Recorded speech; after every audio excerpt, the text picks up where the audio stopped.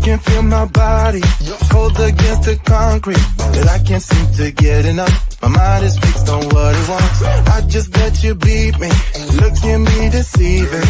Let you get the best of me, in bed with my worst enemy. This is a no-go, I just can't take hold. This is a danger zone, back up and get me home. This is a no-go, I just can't take hold. This is a danger zone, back up and get me. So put your hand in mine, follow me, let me waste your time. Set up feet, do some stupid shit. Take a seat, let me waste your time. So put your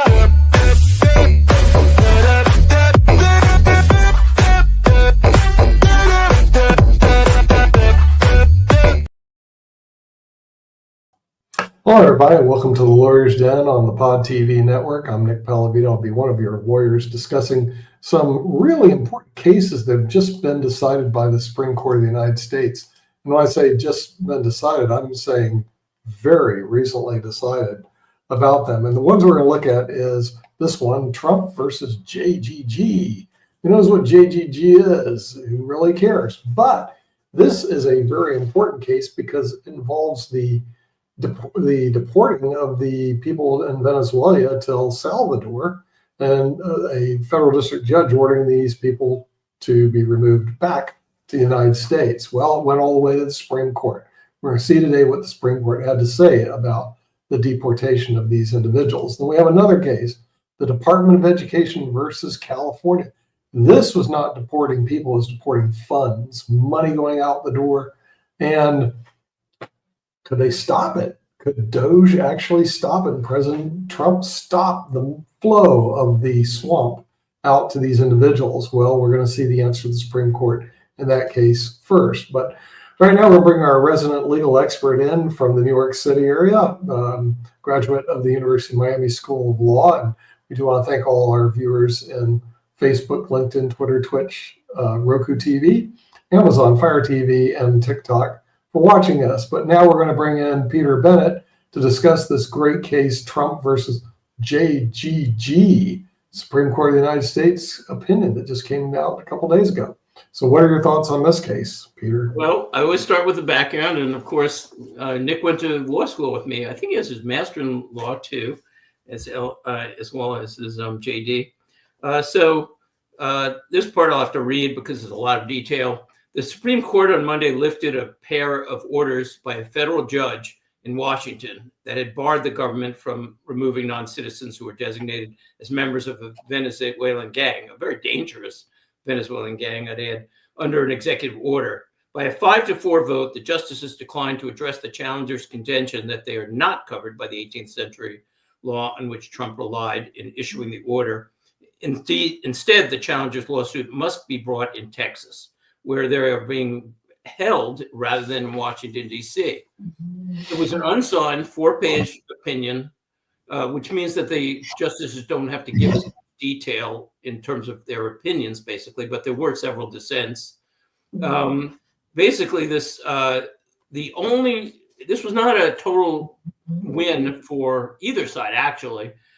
Mostly, I guess, people feel it was a win for President Trump because the lower court's decision was repealed and was held up. And basically, the problem, though, is that it wasn't a total win because the court said there still has to be a hearing on these deportations under this law, and the rules of habeas corpus likely apply in that case.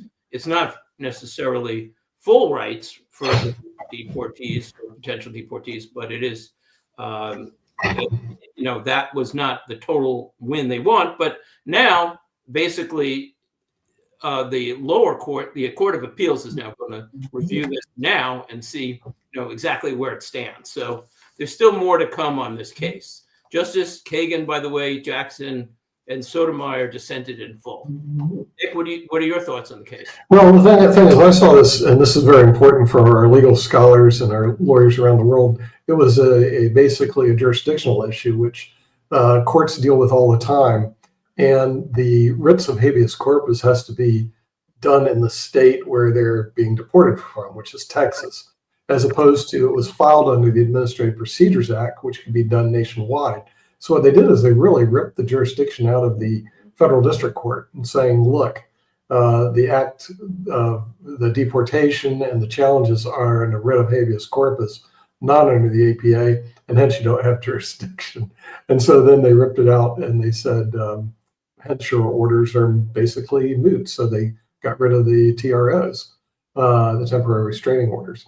Right. That's one problem that you have in law is jurisdictional issues, Peter. Right, it's kind of a minor issue, right? I'm sitting there looking, I'm saying, I'm sure the attorneys who brought the case looked at this and said, well, we want to go, they did what they call forum shopping. We want to go in front of a federal district court in Washington, so we'll bring it under the APA.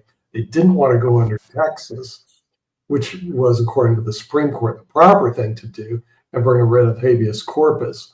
So with that, I'm not sure if that was the reason it went to the district court in Washington as opposed to Texas, or they missed this altogether and they just got blindsided with this administrative decision. Oh, I think that it's not a full victory for Trump because they did say that you still have rights to hearings and due process doesn't get thrown out the door. Right. Yeah, I think that's what I was about to say. This is a clear case of forum shopping, and that's happening all over the country right now because, why would you go to a judge in Texas on average rather than take it to a DC judge? But then that gets into, and that's really what the court is ruling on. And what we've been talking about the last few weeks on Lawyers Den, although for the first time now we should be on TikTok, so you may be watching us for the first time. But basically, this is the significant thing that's happening in the state, in the country, in terms of, you have 700 district judges, and these judges are not even elected. I don't believe any of them are, but generally they're appointed. It could be because they have a friend who's a politician or they did a favor for a politician. These are not elected officials. But now many executive actions, the president, whether or not you agree with them or not, and I'm going to get into how this can swing both ways, are being held up by, well over 100 actions. And I guess I'll get right into some numbers because it's amazing what's happened. I was going to save this for the end, but basically this gives you the picture, really the big picture. According to the Harvard Law Review, there were 6 injunctions issued against the Bush administration, 6, 12 against the Obama administration, and 14 against the Biden administration. As a matter of fact, there have been 127 nationwide injunctions issued since 1963. 127. The first Trump administration faced 64 injunctions, basically half the injunctions since 1963. And so far, just in February alone, there have been 15 injunctions. Basically, what that means for the non-legal listeners, although we have a lot of attorneys who watch our show, for a long time, basically that means that they're stopping something. They're getting involved. They're saying this can't go on until we make a decision, or this will never happen if they've made a final decision. So this is politics meets the judicial. And as I pointed out on other shows, it's really likely going to be up to the Supreme Court to rein these cases in, because it's not the job generally of the courts to make decisions about deportation, about the military, about hiring in government. But basically the Democrats who oppose the Trump agenda, whether rightfully or wrongfully, which I try to stay neutral as much as I can on this show, basically they're using the courts now, as they did during the first administration, to gum up the works. And let me throw one more interesting thing in, and then I'll throw it back to you, Nick, and maybe we'll get to the other case, but I know I'm talking a lot about this case. But back in 2022, Justice Kagan, who dissented, and I thought it's ironic that she dissented, if not hypocritical, on this case. She said, no, there's other issues involved. But back in 2022, the issue was reversed, and it will always be potentially reversed depending on who's in power. So this case was a Texas judge that ruled that an anti-abortion medication, an abortion medication was illegal. And he made a nationwide calling on this. So here's what she said. She was talking to the Northwestern University Law School. She said, and many liberals did, quote, it just can't be right that one district judge can stop a nationwide policy in its tracks and leave it stopped for the years it takes to go through the normal process. That's 2022. That's not a long time ago. But there it was an issue that she felt, and I understand why. I mean, I have feelings about that too, but she felt that that was a liberal issue that she agreed with. So I start wondering, I don't know how to say it, because I don't want to criticize a Supreme Court justice, but how do you not see the logic in one and see the logic in the other? Nick? No comment, Counselor. I think we'll move on to the next case. We'll let the audience try to figure that one out, because right. there's That's a good point. I know you want the Supreme Court and you don't want to face justice. Yes, I'm licensed before the Supreme Court. I don't need them to knock me around. Good point. I'm not. I can say whatever. You're not, then you can say what you want, right? Go ahead.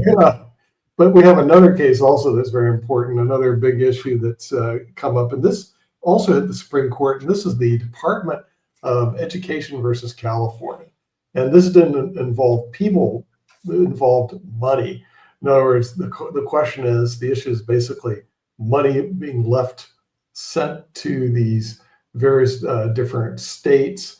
And Trump said, no, we're going to stop this. And then the district court said, nope, they got to send it out. But the Supreme Court said differently. So what are your thoughts about the Department of Education versus California, Peter? Yeah, to be more specific on the background, basically the Trump administration, the case is challenging the Trump administration's authority to terminate $600 million in congressionally authorized education grants that included efforts to promote diversity, equity, and inclusion, DEI, as it's known, in the recruitment and hiring of teachers.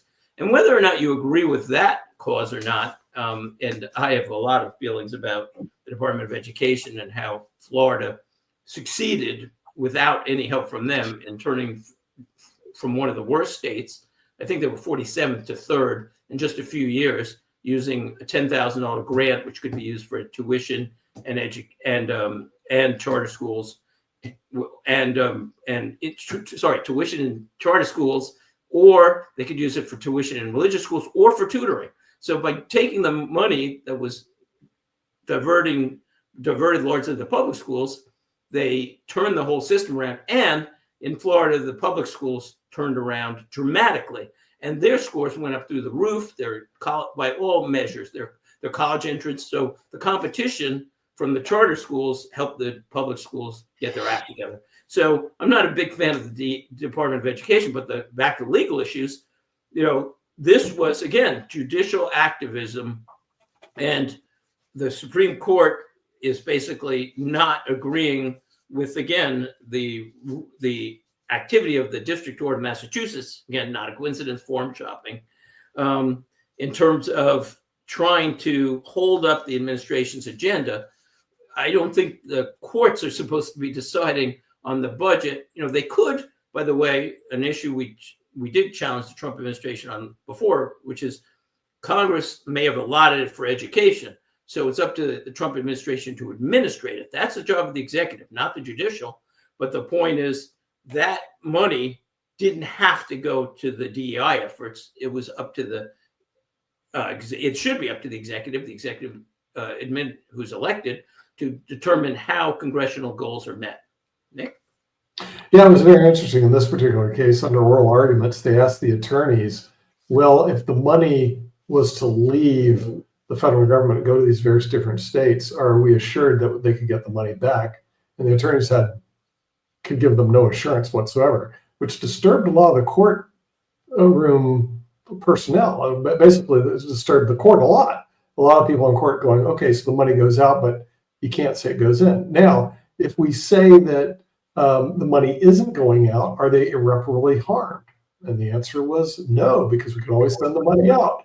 So what happens is basically they held up the funds for the various different states using some very interesting logic. in terms of the flow of money. So another good case out of the Supreme Court. But I think what we're going to see in this year is a lot of cases being decided by the Supreme Court, as we have a very there are about 150 cases right now challenging the Trump administrations, and they're not all going the Trump administration's way. We had earlier cases where they were breaking procedure, and we said they could have fixed it easily if they followed procedure, but they didn't. So yeah, it's a battle royale in terms of politics meets the judicial, but it's certainly going to be an active judicial and an active Supreme Court this year. Right. Yeah, and I think we're going to be following a lot of these cases as time goes by. But speaking of time, we plan to make this an abbreviated version of Lawyers Den, mainly to fit the people on TikTok. But if you do have any questions or issues or comments, you can certainly drop us a line. We'd be more than happy to help. Or if you have a great case you want to bring before the Lawyers Den, you certainly can let us know. We could do that. But we're going to be moving on because we have another show to present. And we'll see you next time on the Lawyers Den. Right. Stay tuned for Wall Street Hackers if you're interested. Wall Street Hackers coming up very shortly. Yep. Right. Bye-bye. I can feel my body cold against the concrete, but I can't seem to get enough. My mind is fixed on what it wants. I just let you beat me, look at me deceiving, let you get the best of me, in bed with my worst enemy. This is a no-go, I just can't take hold. This is a danger zone, back up and get me home. This is a no-go, I just can't take hold. This is a danger zone, back up and get me. So put your hand in mine, follow me, let me waste your time. Set up me, do some stupid shit. Take a seat, let me waste your time. Slowly, stop a time.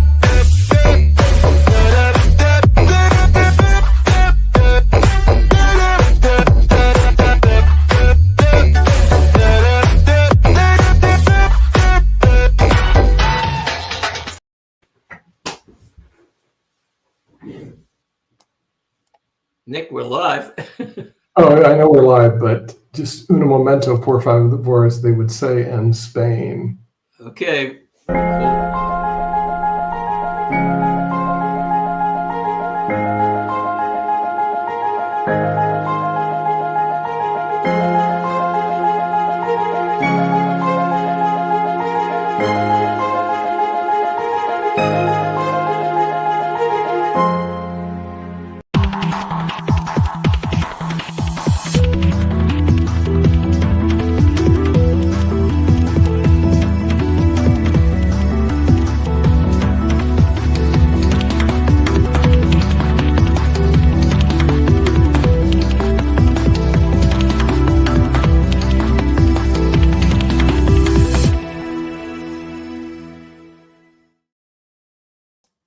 Hello, everybody. Welcome to Wall Street Hackers on the Pod TV network. And today we're going to be discussing what's going up and down Wall Street. With that, we're going to bring in a person who's spent 17 years in the New York City area working on Wall Street. He also has a bachelor's degree in economics from UCLA, a law degree from the University of Miami, and a master's degree in business administration from NYU. So the hacker himself is going to bring us up to date in a really turbulent market, which we're seeing right now, none other than Peter Bennett. Give us some good tips or some ideas what we should do. So Peter, take it away.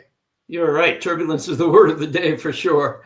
It's certainly an interesting market. So welcome to Wall Street Hackers, April 8th, 2025. You can catch a new episode of Wall Street Hackers most weeks, starting on Tuesdays at 7 p.m. Eastern Standard Time, 7:15, let's say, Eastern Standard Time, following Lawyers Den. And you can catch it on Vimeo, podtv.tv, Amazon Finance Groups, and now on TikTok. So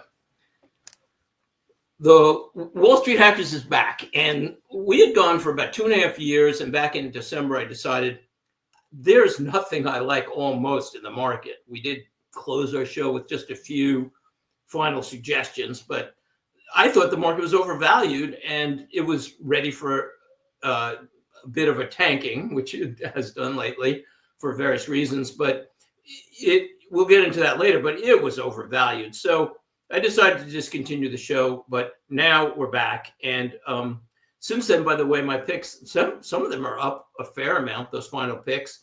the others are not doing badly at all. They're basically flat. And I'm very pleased how I positioned the portfolio in December, and hopefully we'll continue to give great advice, as we have over the years. We've done pretty well.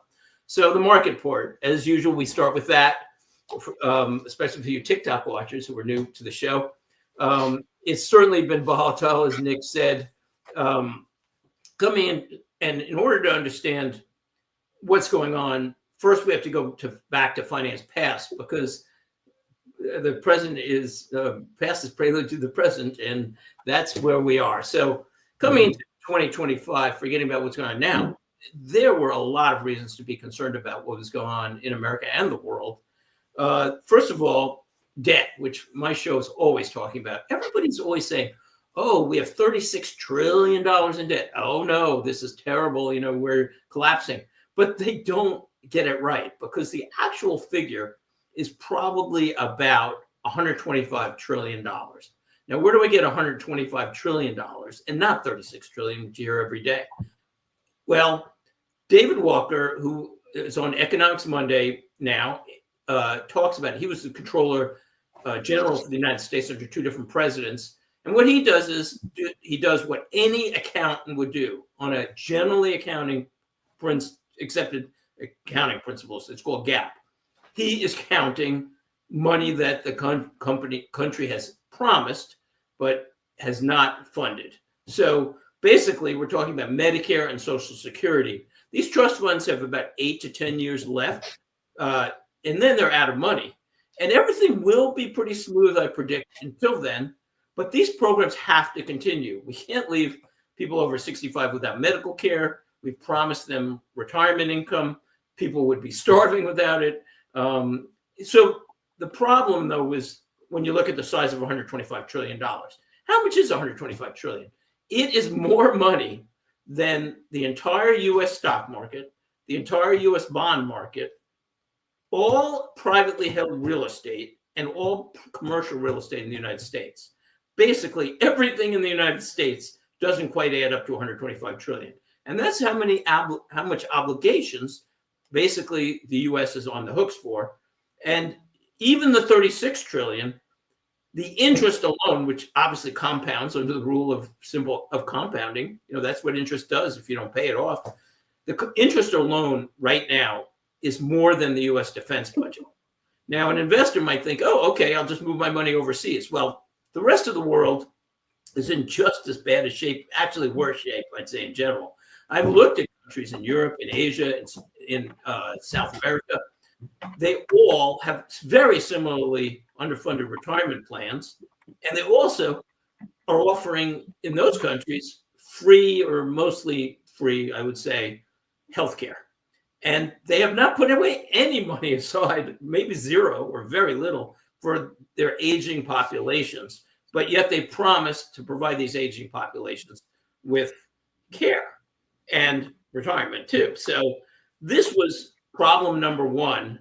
And in order to solve that problem, by the way, we need to bring down interest rates, but I'll get into that in a moment. Not only that, there was a big energy problem. Inflation has been soaring for the last few years. And one of the reasons is higher energy costs. Energy goes into everything. So that was a big problem. And the oil companies and oil and gas companies have been underinvesting for years. They're being very conservative because they're not sure where things are going. There was talk about, well, maybe you won't be in business in 20 years. So they're just preserving their capital and paying more dividends, and they're investing, but not enough oil and gas exploration, even to maintain where we are. So that was another problem. And basically things were looking ugly. And if you looked at the country, like any accountant or any business person would look at their business or a household, you say, wait a minute, you're in debt. And imagine if you're in this situation, by the way, you're in debt and your interest payments are getting bigger and bigger, and they're starting to eat away your whole budget. And you've made promises that you can't possibly keep for the future. And you're going to need to print money to do that, but you can't if you're a household or business. And additionally, you have revenues going out the window, in this case to other countries. And so less money's coming in than going out. It's not a pretty picture overall. And just to finish that up, one point that was mentioned by President Trump in one of his speeches was that 90,000 jobs had been, 90,000 factories had been eliminated since the passing of NAFTA 30 years ago. Can you imagine 90,000 factories gone and all the employees? So over the last 2 years of the Biden administration, 23 and 24, 180,000 jobs plus were lost in manufacturing. We cannot be a country of just services. You know, you can't just be podcasters and travel agents and, you know, restaurant servers. I mean, I'm not knocking those things. I'm just saying you have to make something. And in terms of ships, in terms of pharmaceuticals, in terms of electronics, you can't be dependent on other countries. In the long run, it's not a good idea. So coming into 25, we had really big problems. So now we get to the present.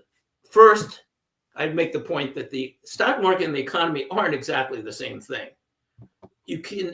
They tend to perform similarly. So if the market goes down, it hurts the economy. If the economy is doing well, it helps the stock market. But you also have to look at the short run and the long run. And so now let's look at the specifics and what I think. So first of all, tariffs are going to be very disruptive. They are disruptive already, and they're going to be disruptive. How do I know that? Well, 40% roughly of the S&P 500's revenues are coming from overseas. Now, of that, almost roughly half, I'd say, roughly half of the value of manufactured goods sold in the U.S. are coming from overseas. So the global trade system has taken over. But given the outpouring of money from the United States, it's not working, and the unfair trade rules from other countries.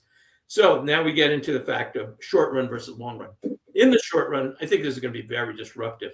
And probably, and nobody can tell you, anybody who tells you anything in finance that it's guaranteed is wrong, because they would put everything in an option or bet everything and win all the time. But the point is, I think this is going to be disruptive to the stock market prices. And a lot of companies are going to be severely hurt by this. Let's say you're a company with a lot of overseas production. You're facing a big decision. One, you can bring your manufacturing home, which is going to cost a lot of money because you're going to have to build factories in the US. Two, you can pay the taxes and try to pass it on to consumers. But it doesn't really work that way. You can't just raise your prices to any amount. You have competitors. Maybe they're producing in the US and won't they won't be affected as much, your competitors. Or your consumers will just say, I can't afford to pay double on this product. I just won't buy it, or I'll buy something else as a substitute. So yes, you can pass some on to consumers, but it won't be passed on to consumers. The S&P 500, many of the companies that have shifted to this global position are in trouble if the tariffs remain like they are. And that's another if, because we're talking about short run and long run situations.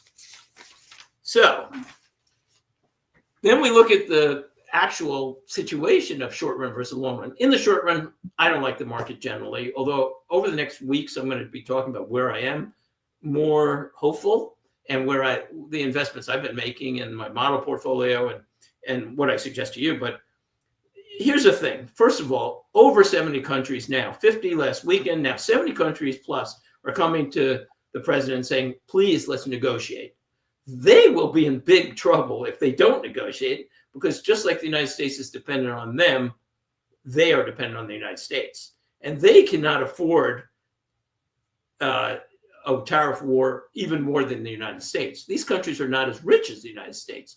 So the United States can adjust more easily anyway. Even if there's some pain in the United States, they're going to be under pressure. So let's say in the next few months, countries start negotiating and Trump starts saying, okay, no more tariffs for you, or we'll do reciprocal tariffs, or, lower tariffs. Then there will be some good news. But that said, this is going to be a disruptive time for sure. And so I'm not very positive on the market right now. In general, I think it's a time for safety. Of course, there's no guarantees on our investments. Nick, you're on right now, just so you know. So now let's get into the two quotes of the week. First of all, from Barron's Weekend Edition, the market is already pricing in more Fed cuts this year, and it was just a week ago, including 100% chance of a June Federal Open Market Committee meeting cut. So that's just an example of how the economy, it runs on many gears. You can't just look at, oh, that's the tariff gear. Everything's always moving around. It's like a motor where you're looking in a glass motor and there's lots of gears. So maybe it's a weak analogy, but that's how it works. So if tariffs go up, then and the economy slows, then the Fed will have reason to lower interest rates, which will then help the internal economy. And by the way, which the U.S. government absolutely needs. That's been my number one theory, maybe, or one of them for Wall Street hackers for years, that in the end, governments of the world need almost zero interest rates down the road, maybe in 5 years, 7 years, because they can't pay interest on these huge, unfathomable debts. They need to bring interest rates down. And if interest rates starts coming down, and if energy prices continue to go down, that will help the economy. So there's a lot of change coming, and that I promise, that I can guarantee. There's a lot of change coming, and things are going to be turbulent. But that doesn't mean the economy is going down to the bottom, because it isn't. You know, again, the economy is made up of lots of pieces, but the small businesses actually hire more than large businesses. So they were actually account for 63%, I believe, of all hires since 1995. So there's a lot of players. Some will be helped, some will be hurt, but it is disruptive. But you have to look at the long run versus the short run. And in the long run, coming into 25, these changes were absolutely necessary. I mean, without it, we were just going down for sure. So the other quote comes from a fellow named James Costosis. It's a tough one on Seeking Alpha. He said, Donald Trump's America First policies are not multinational profits first. Trump's policies are actually designed specifically to rectify imbalances. As a consequence, the coming era of partial deglobalization will most likely represent a very tough time for U.S. investors. Market participants aren't going to realize this all at once. It may take several quarters for reality to set in, and valuations, even if they declined, would still be above historic norms. Basically, maybe I picked it because it agrees with me, but that's what I'm saying. The market was way overpriced in general, most of the companies I was looking at, and it was really priced for a best case scenario. President Trump is not doing an America First policy, is not doing an American multinational profits first policy. He's doing a America First policy in terms of trying to rectify these trade imbalances. So there's a lot of change coming. It's going to be turbulent, and I'd be very cautious in the market. So, two most interesting stories of the week segment. Every week we try to do generally non-political and non-economic policies, stories about different topics, sometimes political, sometimes economic. This week, one economic. So it's just most interesting stories segment. So in this case, we have two. Story number one from the New York Post. Nike makes about half its footwear in Vietnam because it's much cheaper to do so. In Vietnam, their shoes cost about $18 to make. And the 46% tariff that may go into effect on Vietnam, at least for a short time till it's negotiated, will add $8.28 to the total cost of shipping, including shipping, before shipping, a pair of Air Jordan 1 high sneakers, which retail for $180. And so it's going to likely jump to $198. So your Air Jordans high tops, one highs, are going to go from $180 to $198. Okay, big profit margins, something's got to give. But it's interesting to see those numbers and how it affects in reality Nike. Number two, in France. So elections are supposed to be decided at the ballot box, except in France, it doesn't seem to apply anymore. A judge just disqualified Marine Le Pen, who was leading in the polls, from running because the court found her guilty of using European Union funds to pay for some of her political expenses. Now, Le Pen denies that she's using it. in an illegitimate, that she used it in an illegitimate way, but the court is now decided who can run to run France. And basically, this is a case where the courts are prohibiting the voters from deciding, and they should be the ones to decide legitimacy of these claims, as well as Le Pen's total campaign. This is a dangerous trend in lawfare around the world. You cannot have courts just substituting for the elected process, the election process. Okay, new and short section, why President Trump should call me. So Putin, just like Zelensky, definitely needs more motivation, let's say. So here's the idea. Tell Putin the U.S. is going to increase aid to Ukraine by 15% every 2 months forever until we get a peace settlement. That should put some pressure on Putin, because how many months of 15% increases will he stand for before he actually cares about what's going on and decides to compromise? Both sides need to compromise in this situation. Back to Wall Street. We're going to do the dividend investment of the week, and they're a little harder to find in this environment. But first, disclaimers: Wall Street Hackers is for entertainment only. There are no guarantees on any of our suggestions, because there's never a guarantee on any suggestion by anybody except for maybe a CD or a treasury, and that's even those are subject to price fluctuations and inflation issues. Even if you hold them, if you sell them early or if you hold them to maturity.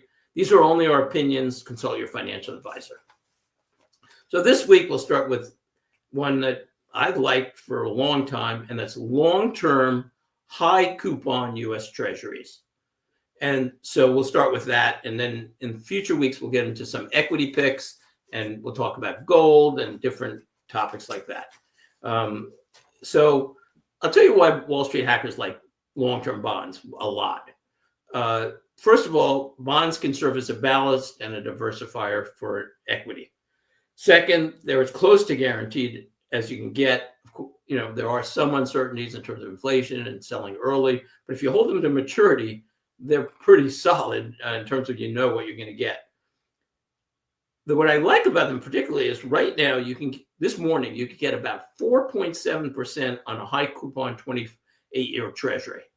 4.7%, that's much higher than you could get even after tax, even if you're in the 22 or 24% bracket, on a roughly 3% full state general obligation municipal bond. Those are the safest muni bonds, but they're paying 3.32, whatever. I didn't check today. But 4.7 after tax is a lot better. And this is especially true since U.S. Treasuries are totally state tax exempt.